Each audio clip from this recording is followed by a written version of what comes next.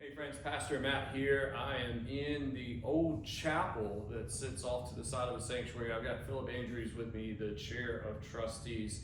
We're in this space because coming up real soon, we're going to be doing some work in this space, and we wanted to talk to you a little bit about that.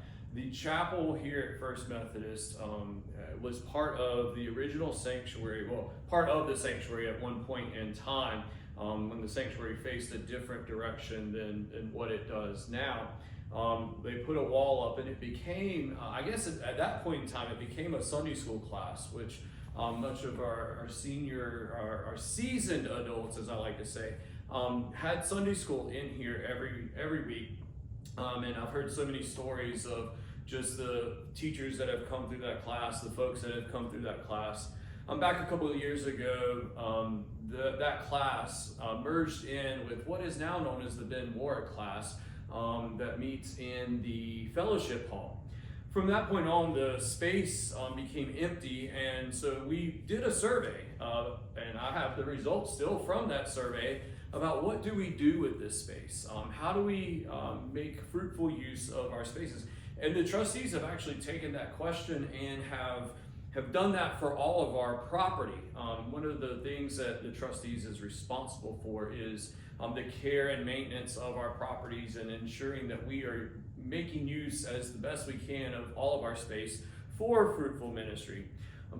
From the survey, we got a lot of different ideas, a lot of different possibilities. And so the trustees kind of taken all that, and over the course of a year and a half, has been praying and working and designing, and we've come up with a plan for the chapel. And so Philip's here to talk a little bit about that plan. I've got it on the stand here beside me, and we'll zoom in on this and some photos for you to be able to see better, and we'll have this up. So Philip, go ahead and talk about this plan and just sort of what the vision is for this space. So based on our poll that we did, the best use of this space that was determined was to make it a place we can have some restrooms, a place we can have a gathering area. If we're having a funeral, wedding, whatever, we can have a gathering space for that. It also allows us with the restrooms to be able to have restrooms closer to the sanctuary and not have to go back to the education building. As part of this project, we'll put in 2 restrooms, supply closet, and again, the open area space. We will have, this space will be ADA compliant, meaning we will have ramps from this space down into the sanctuary, and that will allow anyone to use this space, which is what we're after. So we have a group of trustees and others in the church that are helping us to design this space, as far as picking out finishes and furniture and all that good stuff. So we're really excited to get started on this very soon. So one of the things with this is we have some beautiful pews in this room that we don't want to just discard. So we want to offer you a chance to have one of these beautiful pews. Maybe you would like to take it home and do something with it home, set it your back porch or covered porch, or maybe take the wood and do something with it. Or maybe you know someone that would like to have some pews. We have some here in the space that we would love to find a new home.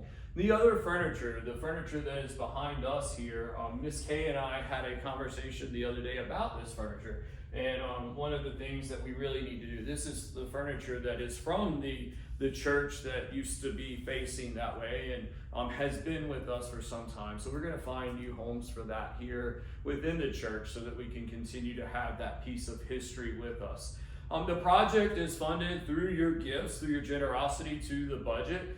We've taken funds from various places in the reserve account. I think there's some general budget monies that are coming to help fund this project. The funding just on the renovation aspect itself is estimated to be around $120,000. If you're feeling blessed and you would like to bless us in a way to help maybe go toward that, you can.